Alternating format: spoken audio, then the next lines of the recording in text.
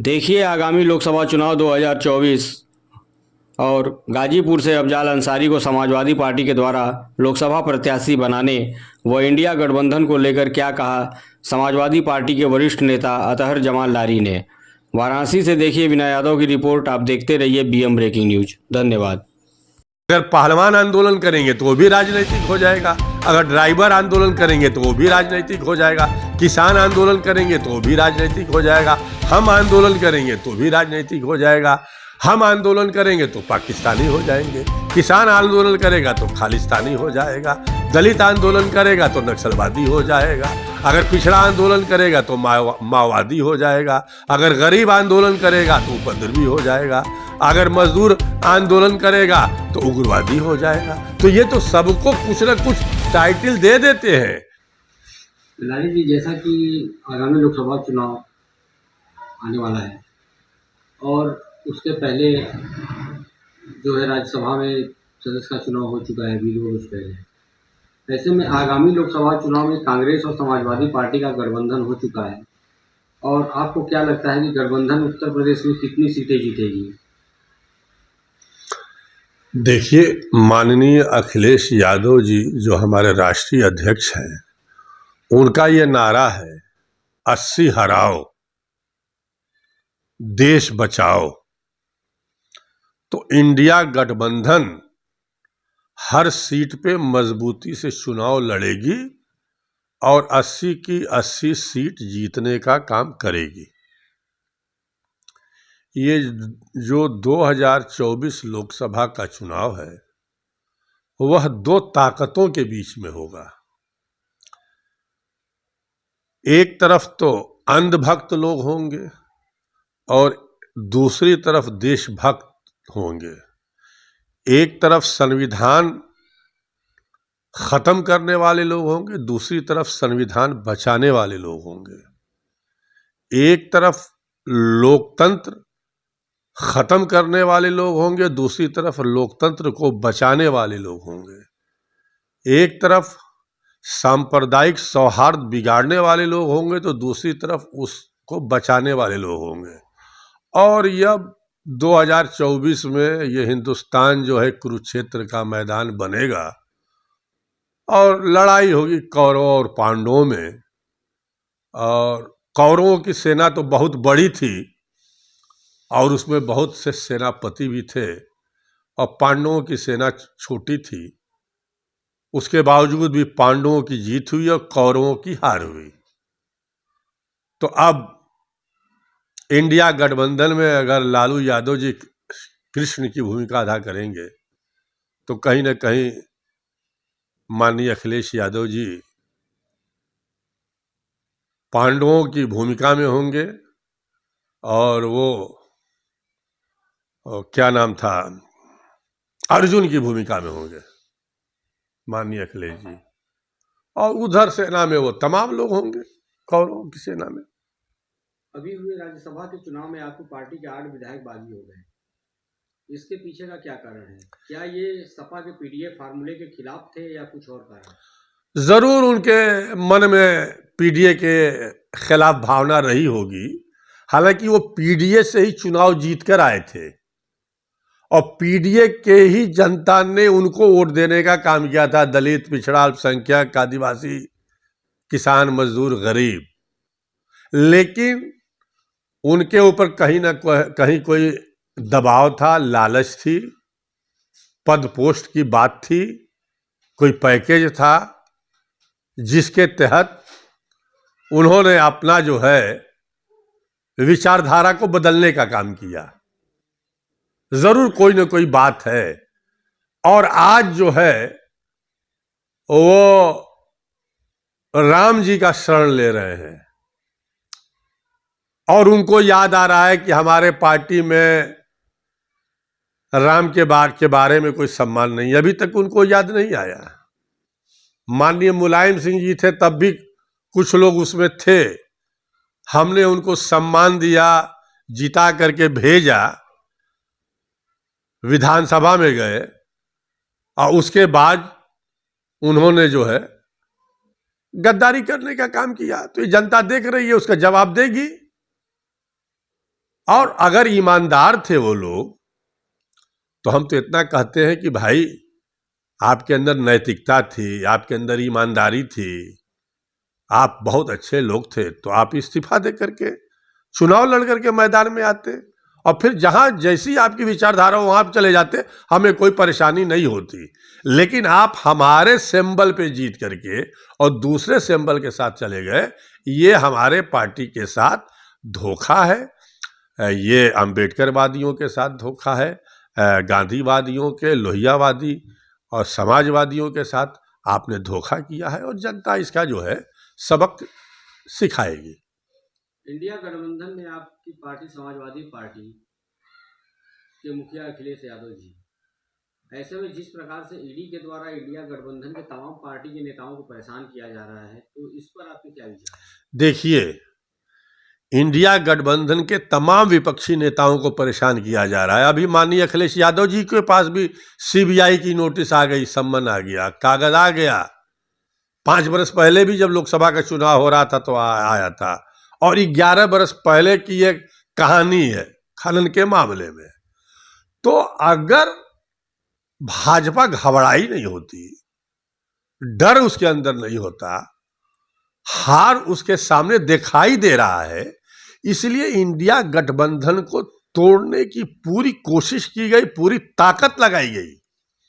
और एनडीए के गठबंधन में तो सीबीआई भी है, चुनाव आयोग भी है, ईडी भी है, इनकम टैक्स भी है। तो ये तो एक भाजपा की पार्टी के रूप में ईडी और सीबीआई काम कर रही है। जिस तरीके से हेमंत सोरेन को गिरफ्तार किया गया, जिस तरीके से ममता बनर्जी और अभिषेक बनर्जी को परेशान किया जा रहा है, सम्मन भेजे जा रहे हैं, जिस तरीके से तेजस्वी यादव को परेशान किया जा रहा है, पूरे परिवार को जिस तरीके से नोटिस भेजे जा रहे हैं, जेल भेजने की साजिश हो रही है, जिस तरीके से अरविंद केजरीवाल को, जिस तरीके से फारूक अब्दुल्ला को, ऐसे तमाम नेताएं, हमारे नेता को भी अब डराने और धमकाने की कोशिश की जा रही है। लेकिन शायद ये लोग नहीं समझते कि समाजवादी डरते नहीं, सड़क पे आंदोलन करने वाले लोग हैं, जेल भरने वाले लोग हैं, और किसी ईडी सीबीआई से समाजवादी तो नहीं डरते, और इसका मुकाबला करेंगे। और 2024 के चुनाव में जनता इसका जवाब देगी, जनता सब देख रही है। अभी इस पे राहुल गांधी से जो ये गठबंधन हुआ समाजवादी पार्टी का उत्तर प्रदेश में, तो ऐसा सुनने में आता है कि रामगोपाल यादव जी इसके खिलाफ थे कि गठबंधन न हो, लेकिन फिर भी अखिलेश यादव ने गठबंधन किया कांग्रेस के साथ। तो क्या उसी का परिणाम तो नहीं है जो ये अखिलेश यादव को सीबीआई के द्वारा खनन मामले में नोटिस दे दी गई? देखिए, कोई भी इंडिया गठबंधन में आएगा, चाहे माननीय अखिलेश यादव जी भी हैं, सीट बंटवारा हो गया। और जो सबसे बड़ी भाजपा को परेशानी हुई, जो आगरा में माननीय अखिलेश यादव जी गए हैं और एक जनसैलाब उमड़ पड़ा है, उसको देख करके भाजपा के लोग घबरा गए हैं। और वो नहीं चाहते थे, सही बात है कि पूरे देश में नहीं चाहते थे कि गठबंधन हो, और इसी का नतीजा है कि नीतीश जी को भाजपा के लोगों ने तोड़ लिया, अपने साथ मिला लिया, और उन्होंने भी एक रिकॉर्ड कायम किया है कि 5-5 बार, एक बार के काल में जो है 5-5 बार मुख्यमंत्री का शपथ ले रहे हैं। लेकिन आज देखिए तेजस्वी यादव जी के साथ किस तरीके से जनसैलाब उमड़ रहा है। आज उसी तोड़ने की कड़ी में जयंत चौधरी साहब को भी तोड़ लिया गया, जो कहते थे कि मैं चवन्नी नहीं हूं जो पलट जाऊंगा, लेकिन भूल गए कि उनके दादाजी को किस तरीके से उनकी सरकार गिराई गई। और बहुत सी बातें, अजीत सिंह को किस तरह से घर खाली कराया गया दिल्ली से जो है। तो ये तो पूरी कोशिश है भाजपा की कि किसी भी तरह से इंडिया गठबंधन को तोड़ा जाए। लेकिन ये जितना कोशिश कर रहे हैं उतने ही इंडिया गठबंधन मजबूत हो रही है, और बहुत से छोटे छोटे दल हमारे साथ और जुड़ने के लिए तैयार हैं। और जहां घोषणा हो जाएगी, आचार संहिता लग जाएगा, बहुत सी छोटी पार्टियां और बहुत से लोग हमारे साथ आएंगे। इनके साथ तो वही लोग जा रहे हैं जिनको कहा जाता था कि ये भ्रष्टाचारी हैं, बेईमान हैं, चाहे वो अजित पवार हो, चाहे राणे जी हो, आज चाहे हमारे हेमंत बिस्व शर्मा जी हो, जैसे सैकड़ों नाम हैं, कहाँ तक हम नाम गिनाएंगे। वो तमाम लोग जा रहे हैं, वॉशिंग मशीन में धुल जा रहे हैं और सब ठीक हो जा रहे हैं। जिसके लिए भी कभी कहा गया कि दरवाज़ा हमेशा के लिए बंद है, उसके लिए दरवाजे खुल जाते हैं। तो ये दर्शाता है, देखिए ये साफ तरीके से दर्शाता है कि कहीं न कहीं भाजपा में जो है एक डर है और उनको ये लग रहा है कि 2024 जब का लोकसभा का चुनाव होगा तो हम 150 सीट के ऊपर नहीं बढ़ पा रहे हैं, इसलिए ये तमाम तरीके के हरबे इस्तेमाल किए जा रहे हैं, तमाम तरीके की कोशिश की जा रही है और जनता यहाँ की समझदार है, सब देख रही है। और आने वाले दिनों में जब हमारे प्रधानमंत्री जी इतने मजबूत हैं और हमारे दल को कहते हैं भानुमति का कुंभा, उनके दल में कितने लोग हैं, कितने लोग उन्होंने जोड़ा है, जिसके एक सभासद भी नहीं है, वो भी उनके पार्टी में है। हमारे प्रधानमंत्री जी कहते हैं कि एक अकेला सब पे भारी, फिर भी तमाम लोगों की आखिर ज़रूरत क्यों पड़ जा रही है? तो ये दर्शाता है ना, ये जाहिर करता है ना कि कहीं ना कहीं अपने अंदर कमजोरी महसूस कर रहे हैं, जिसके वजह से ये सब डराने धमकाना, लालच देना, तोड़ना फोड़ना, ये सब जो है हो रहा है। तो इसी से समझ लीजिए आप। भाजपा कहती है कि इस बार चुनाव में 400 सीटें लेकर के आने वाली है वो तो और कुछ इसका आधार जो है वो अयोध्या राम मंदिर बता रही है, तो ऐसे में आपका क्या कहना है? तो वो तो कुछ भी कह सकते हैं अपने कार्यकर्ताओं का मनोबल बढ़ाने के लिए, और राम मंदिर के मुद्दे पे इनको अगर वोट मिल रहा है तो फिर पार्टियों को तोड़ने की जरूरत क्या है, फिर सबको मिलाने की जरूरत क्या है?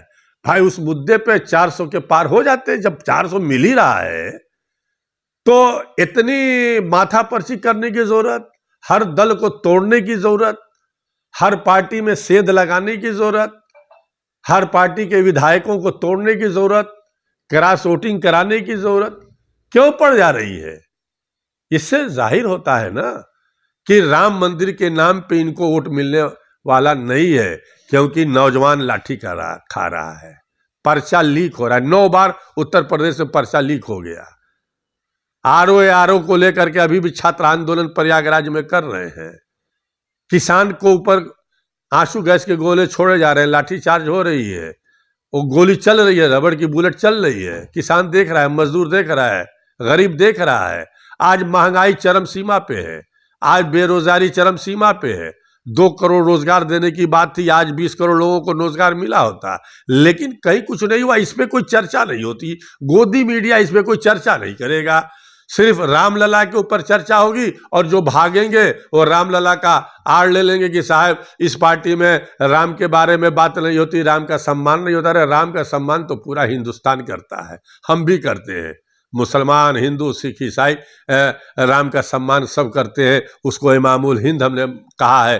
तो ऐसी बात नहीं है, लेकिन अब जिनको पाला बदलना है, जाना है, फायदा लेना है, मंत्री बनना है, वो कोई भी बहाना बना के जा सकते हैं। भाई अगर स्वामी प्रसाद मौर्य ने कहा ना नैतिकता के आधार पर मैं इस्तीफा दे रहा हूं एमएलसी पद से, तो इनके अंदर अगर नैतिकता होती तो भी इस्तीफा दे देते, लेकिन ये इस्तीफा नहीं देंगे। इनको तो पद चाहिए, लालच चाहिए, मंत्री पद चाहिए या जो भी पैकेज मिला हो। हमारे अध्यक्ष जी बोलते हैं कि एक बड़ा पैकेज मिला है इन लोगों को, उसके तहत ये लोग जा रहे हैं।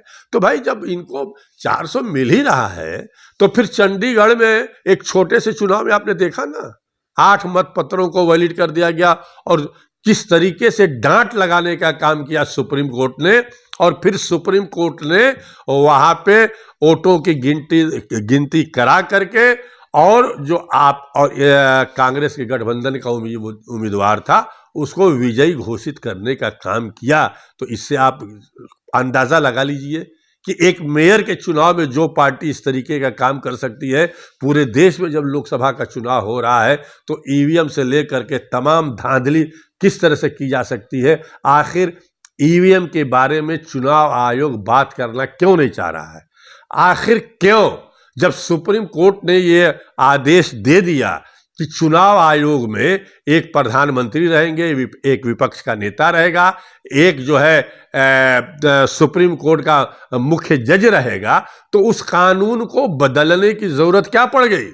और संसद द्वारा उस कानून को बदल दिया गया। तो इसी से इनकी नीयत समझ लीजिए कि कितने घबराए हुए हैं और किसी न किसी तरीके से तीन पांच करके साम दाम दंड भेद इस्तेमाल करके जो है और वो 2024 लोकसभा का चुनाव जीतना चाहते हैं। लेकिन हम एक बात कहना चाहते हैं और मैं बराबर कह रहा हूँ कि अगर खुदा न खास्ता किन्हीं गलतियों की वजह से अगर जनता ने कहीं से भी चूक की और 2024 लोकसभा के चुनाव में अगर ये फिर सरकार में आ जाएंगे तो न संविधान बचेगा, न लोकतंत्र बचेगा, न सांप्रदायिक सौहार्द बचेगा, न यह देश सही सलामत बचेगा। फिर ये देश मनुस्मृति से ही चलेगी और संविधान को भी बदल दिया जाएगा और फिर इस देश में कभी कोई चुनाव नहीं होगा। पिछले लोकसभा चुनाव में गाजीपुर से बसपा के टिकट पर अफजल अंसारी को चुनाव लड़े थे और सांसद हुए थे। इस बार फिर जो है इंडिया गठबंधन से तो समाजवादी पार्टी ने अफजल अंसारी को गाजीपुर से टिकट दिया है, तो ऐसे में क्या कंडीशन लग रहा है? और सुनने में ये भी आता है कि ब्रजेश सिंह को जो है भाजपा से टिकट वहाँ दिया जा रहा है गाजीपुर। देखिए, वो किसी को भी टिकट दे दें, अफजल अंसारी वहाँ के जमीनी नेता हैं। कुछ भी कहें लोग, भाजपा के लोग, कितनों उनके घर छापे मारे जाएं, उनको डराया धमकाया जाए, वो ऐसे परिवार से हैं जिस परिवार के लोगों ने आज़ादी की लड़ाई लड़ी, जिस परिवार के लोगों ने जो है हमेशा जो है देश की सरहदों की हिफाजत की। उनके नाना ने जो है नौशेरा के बॉर्डर पर अपनी कुर्बानी दे दी, पाकिस्तान नहीं गए, उनको बहुत लालच दिया गया कि आपको जो है फौज का सरबराह बना दिया जाएगा। वो लोग उस परिवार के हैं तो जनता उनके साथ है और वो चुनाव जीतेंगे भी, चाहे कोई भी लड़े, ब्रजेश सिंह लड़े या कोई भी लड़े, समाजवादी पार्टी का जो भी उम्मीदवार होगा, इंडिया गठबंधन का जो भी उम्मीदवार होगा, जहां से भी होगा वो जीतने का काम करेगा और वो जीतेगा। जिस तरीके से राहुल गांधी, तेजस्वी यादव, अखिलेश यादव, ये लोग केंद्र सरकार और भाजपा के खिलाफ जो ये अभियान छेड़ रखे हैं 2024 चुनाव को लेकर, तो आपको क्या लगता है कि इसका प्रभाव 2024 लोकसभा चुनाव पर पड़ेगा या नहीं? अगर इसका प्रभाव नहीं पड़ता तो आज भाजपा के लोग इतना परेशान क्यों होते, आज बौखलाहट क्यों होती? ये मालूम है एनडीए के लोगों को और भाजपा के लोगों को कि जब ये ताकतें, सेकुलर ताकतें मिली हैं और जनाधार वाले ये युवा मिले हैं तो 2024 का जो चुनाव का रिजल्ट है उसको ये पलट देंगे और आने वाले दिनों में इंडिया गठबंधन की ही सरकार बनने जा रही है। देखिए, दक्षिण में तो इनका कुछ है नहीं और जो भी इधर इनकी सीटें हैं वो बढ़ेंगी तो नहीं, वो घटेगी ही। तो फिर ये 400 370 का ये जो नारा दे रहे हैं अपने कार्यकर्ताओं को हिम्मत बढ़ाने के लिए, वो सब बेकार हो जाएगा।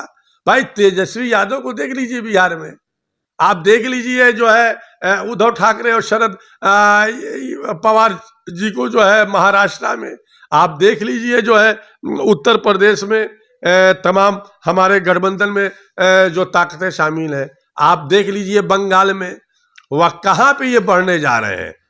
हर जगह इनकी सीटें कम हो रही हैं और 150 से 175 से ऊपर भारतीय जनता पार्टी और एनडीए गठबंधन के सांसद चुन के आने वाले नहीं हैं।